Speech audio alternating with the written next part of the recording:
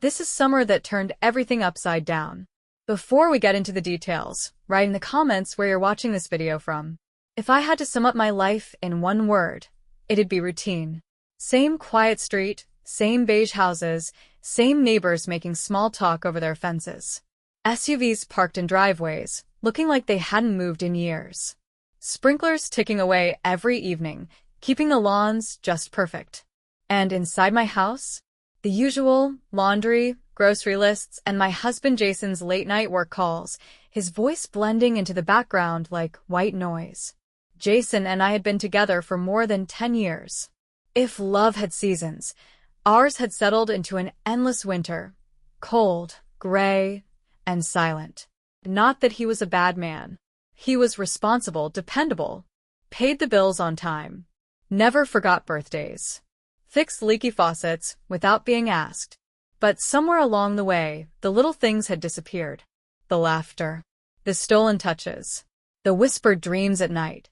They had been replaced by a quiet, unspoken agreement that we would simply exist side by side. Then came the summer that changed everything. The heat that year was unbearable, pressing down on the neighborhood like a heavy, invisible weight. It was one of those sweltering afternoons when I first really saw him. Liam, 19 years old. Tall, lean, with the kind of easy confidence that suggested he understood more about the world than he should. He spent his days working odd jobs around the neighborhood, mowing lawns, fixing fences, charming every grandmother within a 3-block radius. I'd seen him before, of course, but I had never really noticed him. Not until that day. I was in the backyard, hanging up freshly washed sheets, when I heard laughter float over the fence. I turned my head, drawn to the sound. Liam was next door, shirtless, working on Mrs. Callahan's broken porch swing. The sun cast sharp shadows across his chest, highlighting every muscle as he moved. He wiped the sweat from his brow, his grin lazy and carefree. And then he looked at me. Not a quick, indifferent glance. A look that lingered. And for the first time in years, I felt something stir inside me. Something dangerous. I forced myself to turn away, telling myself it was nothing. A moment of distraction, that's all. Just the heat playing tricks on me. But in the days that followed, I couldn't ignore it. The way his smile lingered when he passed me on the sidewalk. The way his voice dropped slightly when he said my name, Emma, as if he liked the way it sounded. It was reckless. It was ridiculous. And I couldn't stop thinking about it. One evening, as I struggled to trim an overgrown hedge along our driveway, Liam appeared beside me, arms resting casually on the fence.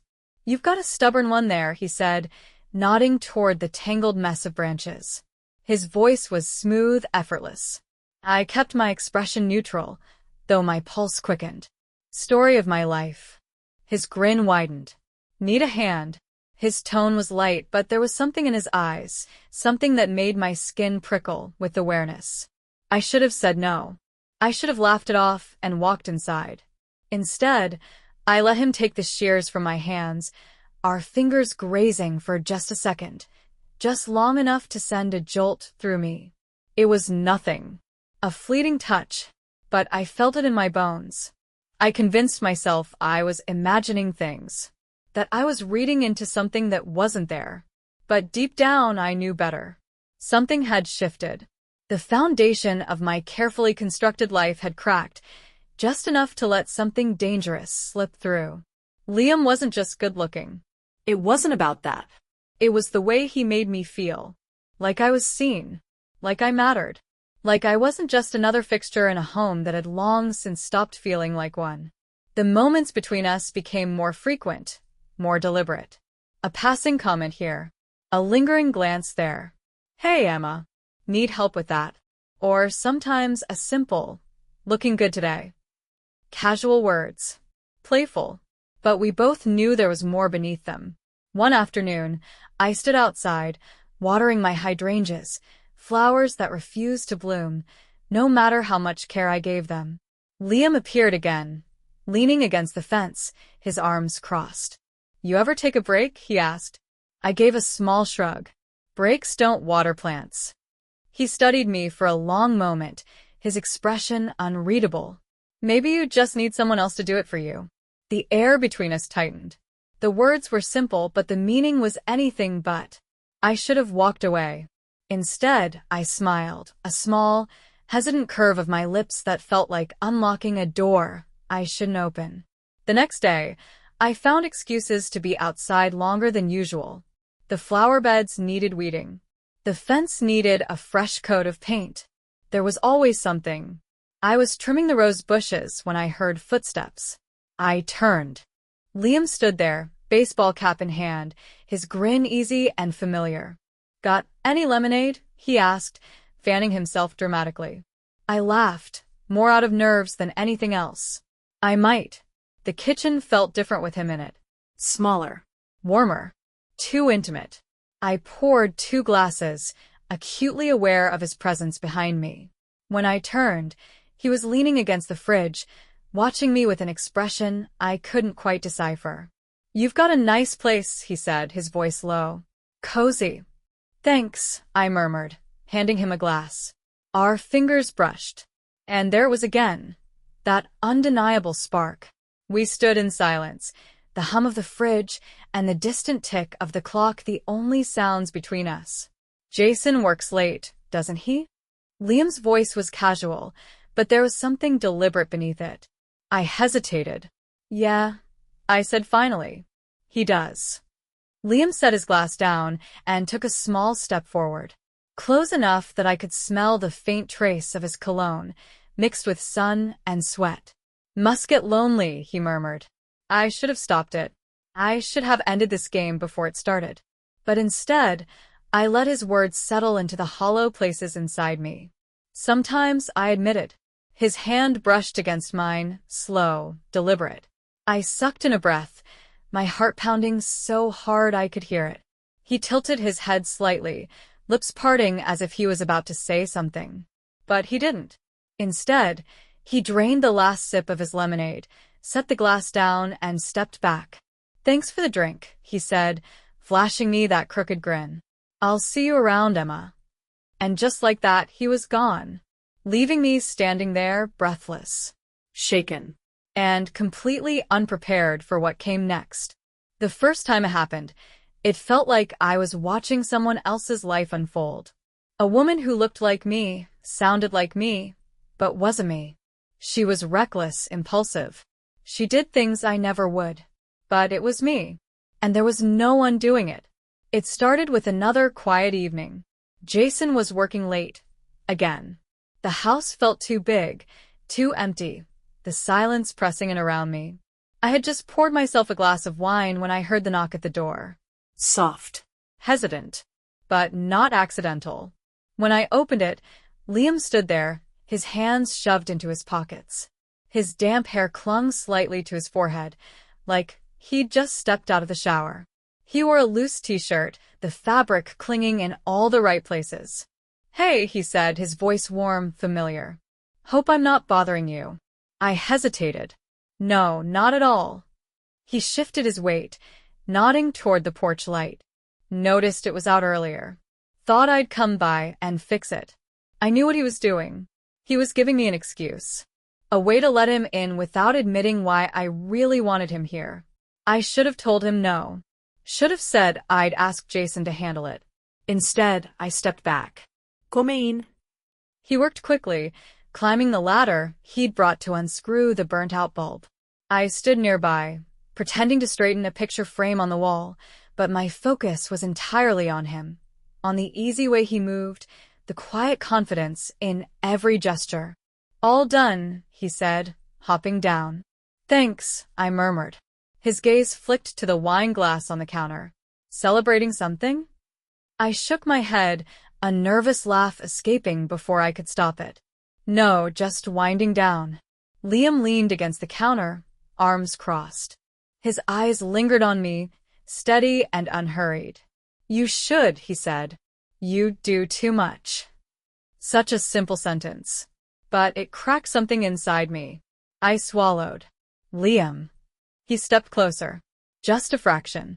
Close enough that I could feel the warmth radiating from him. "Emma," he murmured, his voice softer now. And then, before I could think, before I could stop it, I kissed him. The moment our lips met, it was like a switch flipped inside me. For years, I had been running on autopilot, moving through life, playing the part of the perfect wife, the responsible adult, the woman who never let herself want too much. But right then, I wanted.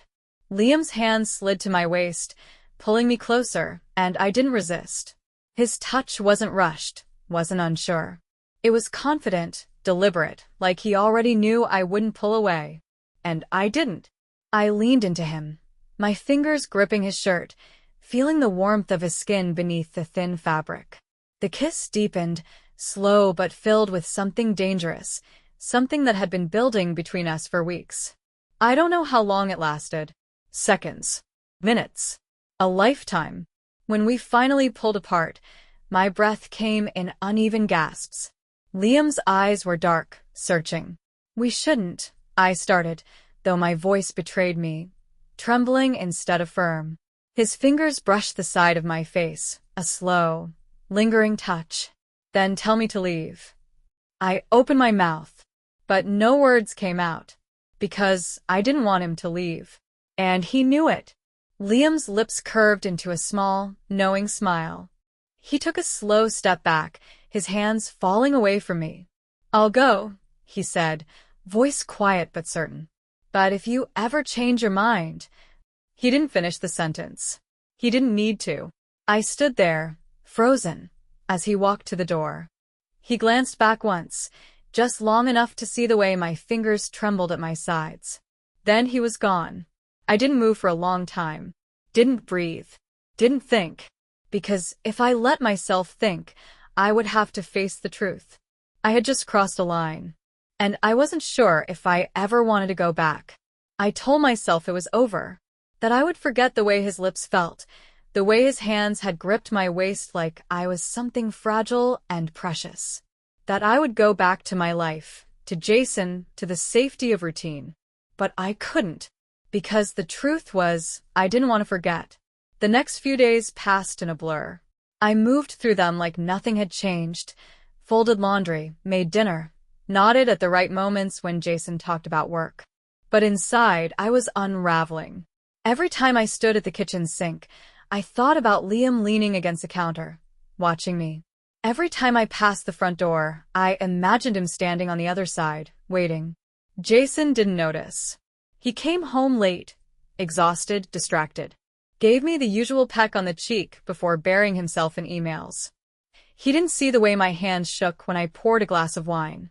Didn't notice the way I jumped when my phone buzzed. I told myself I wouldn't check. But I did. Liam said, "Can't stop thinking about you." My heart pounded so hard I thought Jason might hear it from the next room.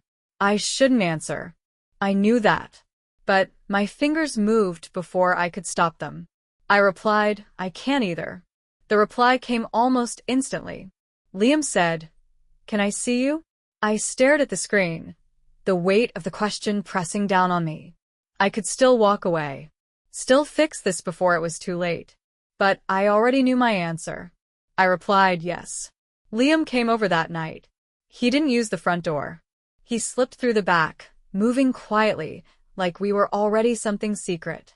Something forbidden. I let him in. No hesitation. No second-guessing.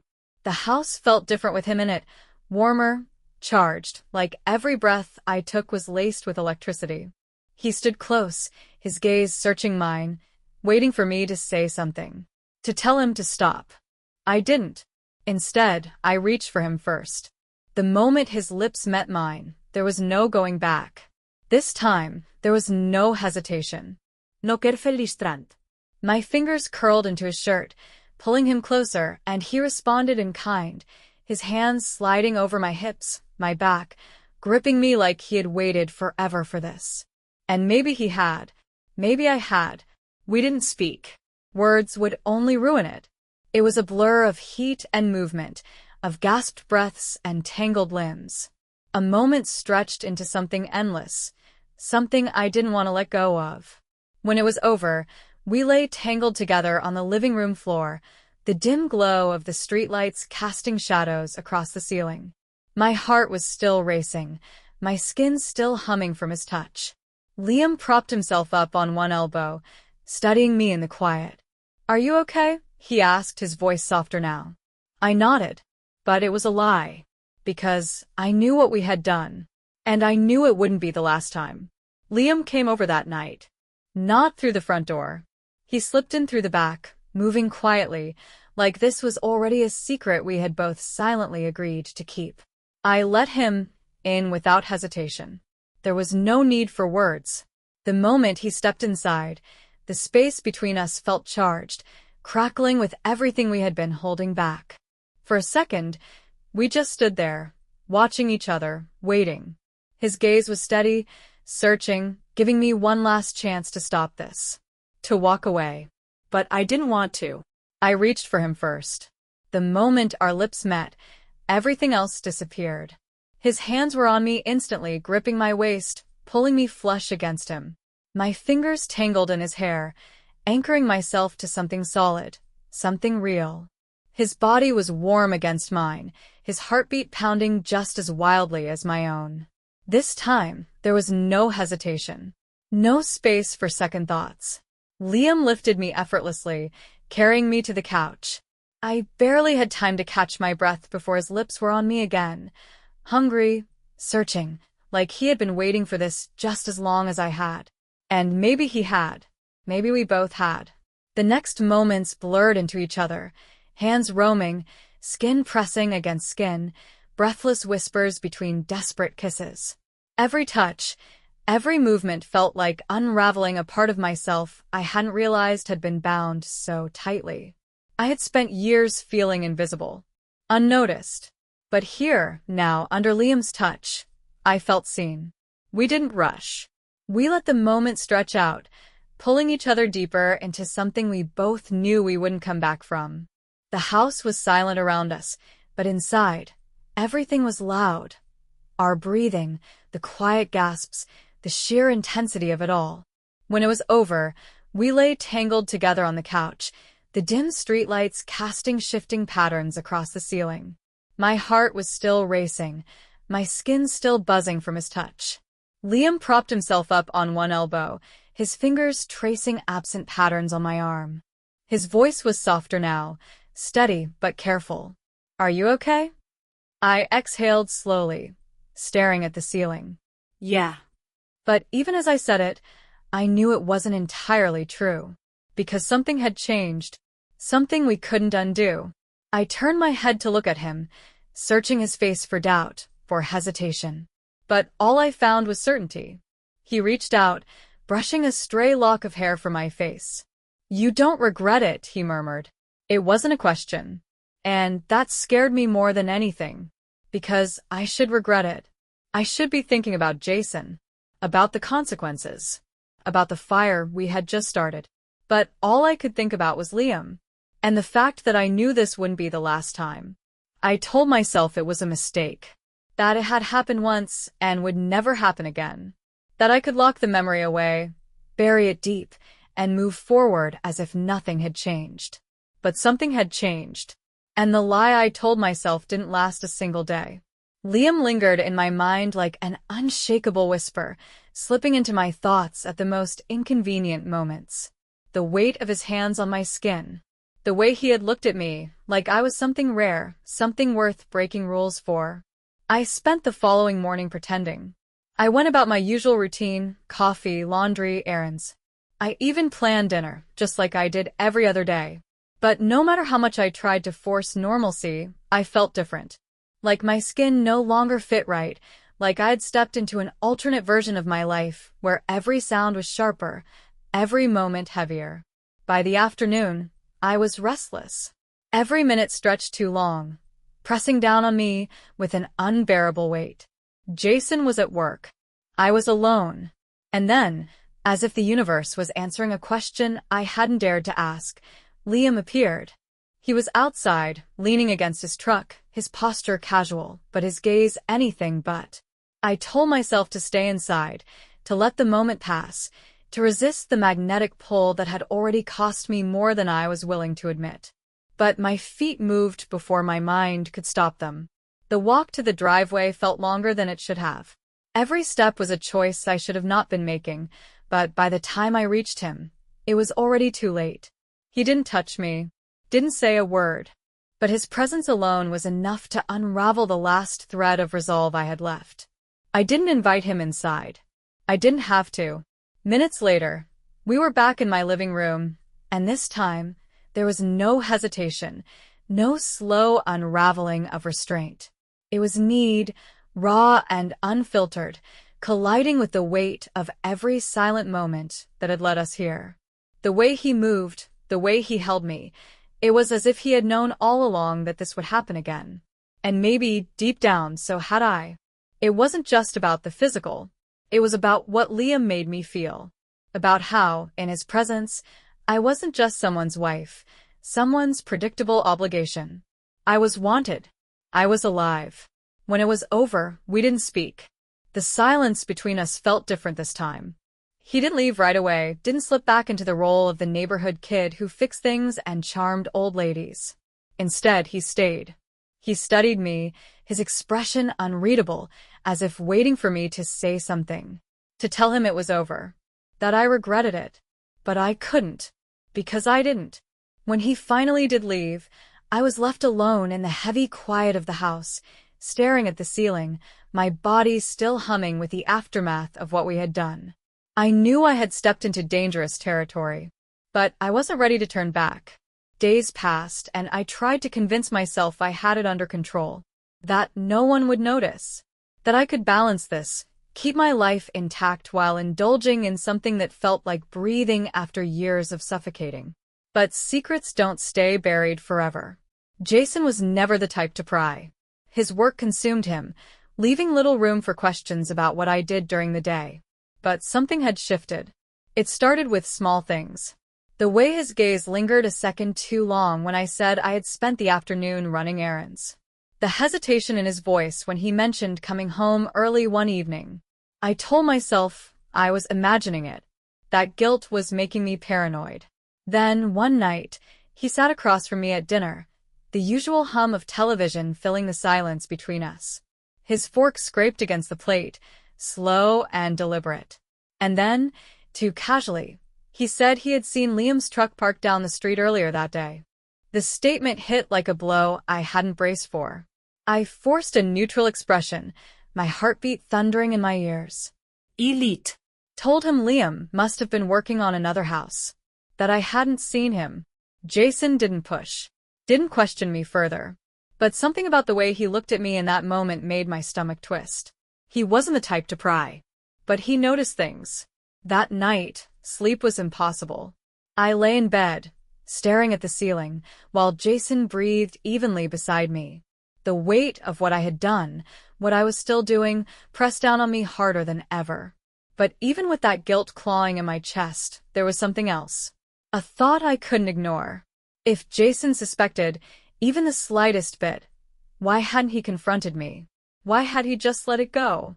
The question gnawed at me, unraveling another layer of the life I thought I had figured out. By morning, I told myself I had to stop, that I had to end it before the lies became too tangled to escape from. And yet, later that afternoon, when Liam knocked on my door, I still let him in. I didn't tell him about Jason's comment. Didn't mention the way my husband had looked at me across the dinner table. Because part of me still wasn't ready to face the truth. That I wasn't just risking my marriage. I was risking something much bigger. Something I hadn't even begun to understand. And the consequences were closer than I realized. I thought I had time. Time to figure out what I wanted, time to fix the damage before it was too late. I was wrong. It started with small changes. Jason coming home earlier than usual. Watching me when he thought I wasn't looking. His questions became more pointed, his presence heavier. I told myself he was just tired, distracted by work. That it was my own guilt making me paranoid. Then one night he checked my phone. I didn't realize it at first. There was no confrontation, no accusations. Just a subtle shift in the air. At dinner, Jason was quieter than usual, his jaw tight, his grip firm around his glass. It wasn't until I went to bed that I noticed. My phone, always exactly where I left it, was slightly askew on the nightstand. The screen dimmed as I picked it up, the last opened app still faintly visible before it disappeared. My messages. I felt the blood drain from my face. Jason never touched my phone. Not once in all our years together. If he had looked, then he knew. I lay awake that night, heart pounding, waiting for the explosion. But it never came. And somehow that was worse. The next day, I deleted every message, every trace of Liam from my phone. But it didn't matter. Jason had already seen enough. The silence between us grew heavier. He didn't ask questions. Didn't accuse me. He just watched, like he was waiting for me to slip. I told Liam we had to be more careful. No more messages. No more lingering in places Jason could see. If we were going to keep this going, we had to be smarter. Liam didn't argue, but I saw the shift in his expression. The way his jaw tightened, his eyes darkened. He didn't want to hide. And maybe that should have scared me more than it did. 2 days later, Jason came home early. I didn't hear his car pull into the driveway. I was in the kitchen, the scent of coffee still lingering in the air, my mind elsewhere. And then his voice, low and calm behind me. "I know, Emma." I turned, my stomach twisting. Jason stood in the doorway, his hands in his pockets, his face unreadable. I opened my mouth, but he held up a hand. "Don't lie," he said. "I've already seen the messages." My heart pounded so hard I thought I might pass out. I had expected anger, yelling, some kind of confrontation. But Jason just stood there, eerily composed. "I'm giving you one chance to end it," he said, voice steady. "Tonight." I should have agreed. Should have told him it was over, that I had made a mistake, that I wanted to fix things. But the words wouldn't come. Jason's gaze never left mine. He exhaled slowly, then nodded to himself, like he had expected my silence. I thought so. Then he turned and walked away. Not to his office. Not outside. Straight to the bedroom. And when I heard the lock click behind him, I realized something I should have seen much sooner. Jason wasn't just going to let this go. Jason locking the bedroom door should have felt like the end of the conversation. A sign that he needed space, time to process what I had done. But something about it felt wrong. Too controlled. Too final. I stood frozen in the kitchen, my pulse pounding in my ears. My first instinct was to follow him, to knock, to beg him to talk to me. But I didn't. Because deep down I already knew Jason wasn't going to scream or demand answers. He had made his decision the moment he saw those messages. He wasn't processing. He was planning. The house felt suffocating, the walls too tight around me. I grabbed my keys and walked outside, my feet carrying me before my mind had caught up. I needed air. I needed Liam. By the time I reached his house, my hands were shaking. He opened the door the moment I knocked, like he had been waiting for me. The second I saw him, everything inside me cracked. I told him Jason knew. Told him about the locked door, about the way my husband had looked at me like he had already decided how this would end. Liam didn't hesitate.